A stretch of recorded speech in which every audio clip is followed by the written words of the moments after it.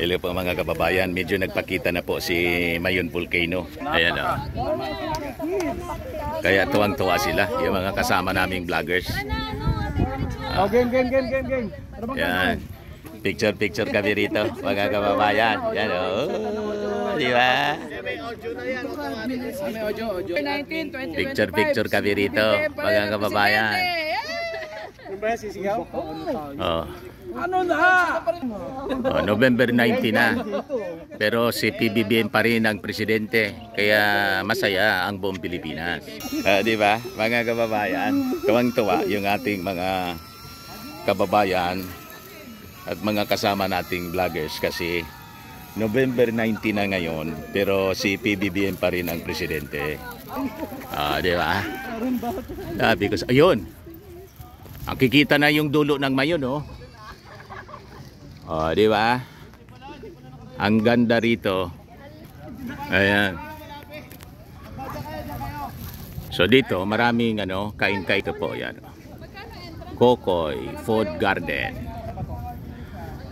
Hindi ka magugutom dito pag nandito ka po. Kung nandito po kayo mga kababayan. Di ba? O ngayon, ibigay ko sa inyo mga kababayan yung mga ibang mga latest developments ngayon. Yung iba-ibang mga grupo nagpaabot na po ng support sa mga appointments bagong appointments ng ating Pangulong Bongbong Marcos. Ito, the Federation of Filipino-Chinese Chambers of Commerce and Industry supports the appointments of Ralph Recto as Executive Secretary and Frederick Go as Finance Secretary, viewing this as a crucial moment for nation building. Diba?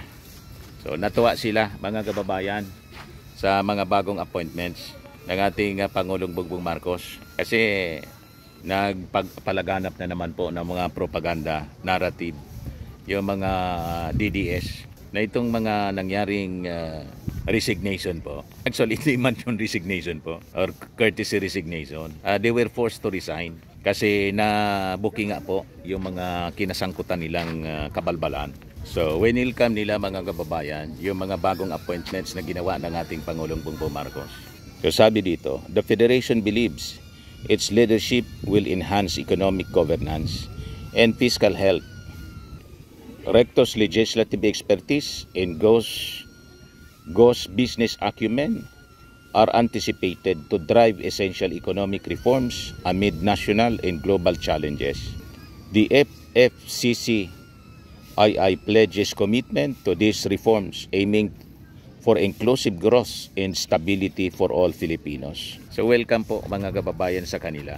Yung mga reforma na ini-introduce ng ating Pangulong Bongbong Marcos sa gobyerno. Kasi sabi nga natin, may mga tao na binigyan ng tiwala ng ating gobyerno. Kaya lang, hindi.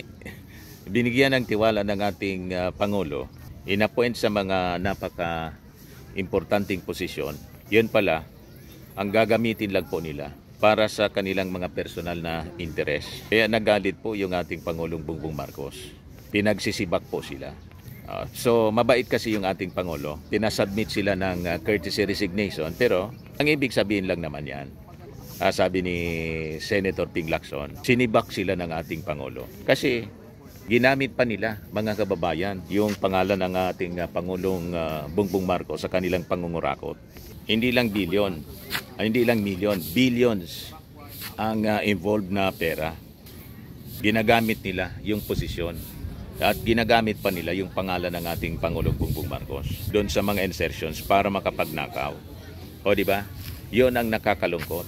So ang ibig sabihin, hindi 'yon tinotolerate ng ating Pangulong Bongbong Marcos. O ngayon, yung Visayan Black, may statement na rin mga kababayan na pinalabas. Ito, Statement of Visayan Black in support of President Ferdinand Marcos Jr.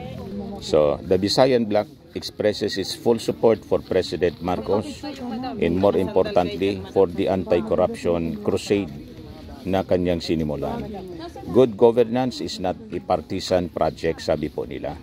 It is a moral obligation. We stand with President Marcos because we stand with every Filipino who deserves honesty, transparency, and accountability in public service. So, yun po mga kababayan, ang mga reactions ngayon ng mga iba-ibang grupo supporting the actions ng ating Pangulong Bongbong Marcos sa cabinet reshuffle po. Ito yung mga binili naming mga pasalubong, oh, di ba? Oh, pili tart. Kumusta naman, sir? Yung ano? Sarap as usual. Yung panlasa. Masarap ba? Apo, basta pili, masarap. Lalo pag galing Bicol. Di ba? So kakain muna kami, mga kababayan ng pananghalian. May pa naman po dito. May food garden. Dito na kami manananghalian para matikman natin yung mga lutong Bicol, mga kababayan. Masarap na pagkain Bicolano. Ngayon kasi medyo nag-ulan-ulan dito sa amin, pero ngayon mainit na. Kaya medyo konti yung tao na pumupunta rito ngayon. Pero pagdating ng December, sigurado dadami yung mga bakasyonista siyempre. Nung tawag dito, Todos Los Santos, maraming umuwi at maraming pumunta po rito siyempre. Lalo pag Semana Santa, maraming bakasyonista from Metro Manila, from abroad. Lagi silang namamasyal po dito. Pag pumunta kayo dito, mga kababayan, sa Cagsawa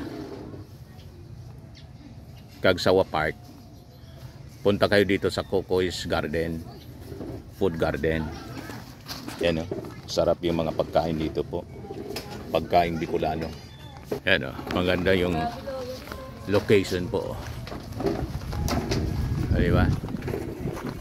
Napakaganda.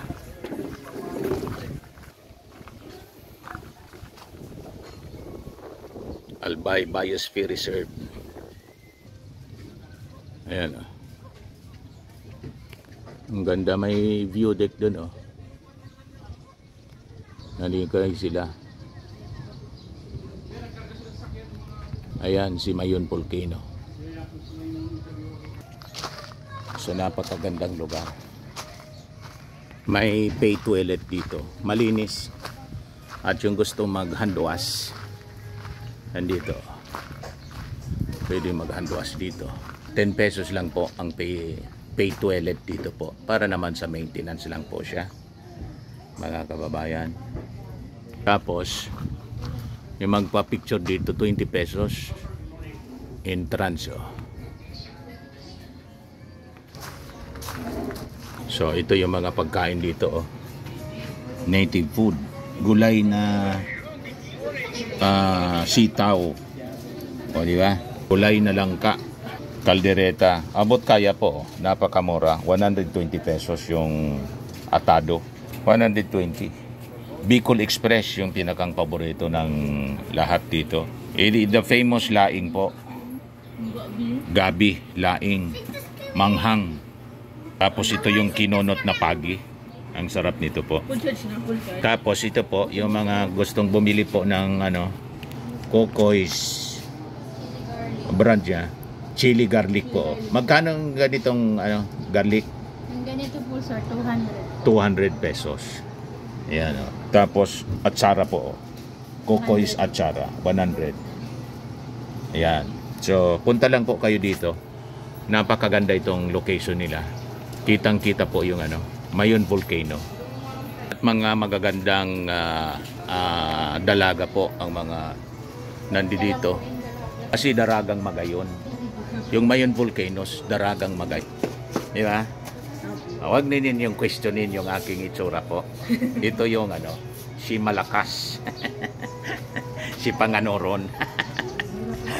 Di ba? Ang maganda dito po, napakalinis ng location. Yan, ang linis po niya, mabango ang paligid. Di ba? Nakakatuwa dito po, napakaganda. Ito kami po kakain. Magano na lang, may cook ba sila? Yan. Siya po ang diwata na talagang makikita ninyo. Napakagandang dalaga. Diwata. Hello, Madam Diwata. Yan yung diwata na kilala po ninyo. Hindi man talaga yung diwata. Ayan. Ang diwata, dapat maganda ang ibig sabihin ng diwata sa amin. Ito ang dalagang diwata talaga po ng Kagsawa. Kagsawa. Daraga Albay. Ay, kanino tong ano? Napakaganda po. O, pag-isa level tayo. Mga kababayan. Nang shadow yung... Nag-enjoy po sila dito sa amin. Very hospitable. Very much Enjoy na enjoying po enjoy. kami. Hindi lang pala nag-enjoy. Enjoy na enjoy. Yes. Di ba? That ends, mga kababayan, yung ating short video ngayon. Si Dante Maravillas. Bye-bye po.